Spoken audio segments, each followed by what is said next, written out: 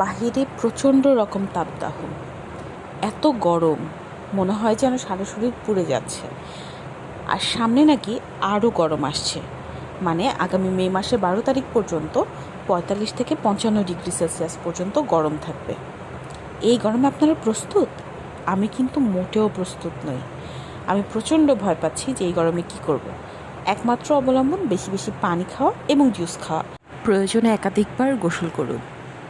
Anyways, আমার মার হাতে আসলে জাদু আছে। এই জুসটা এত মজার, মানে অসাধারণ।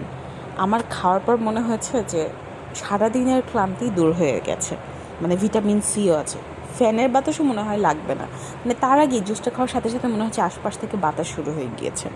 তো আপনারা যদি কেউ এই জুসের রেসিপি জানতে চান, মানে কিভাবে বানানো হয়েছে, সো কমেন্ট করলে আমি তখন বলে দেবো। আর না জানতে চাইলে নাই, যে যা পারেন জুস খেতে পারেন, পানি খেতে পারেন, আপনারা রিফ্রেশ থাকেন, কারণ গরম আসছে সামনে। বি কেয়ারফুল, ওকে? আর যত বেশি ঘরে থাকা যায় তত ভালো।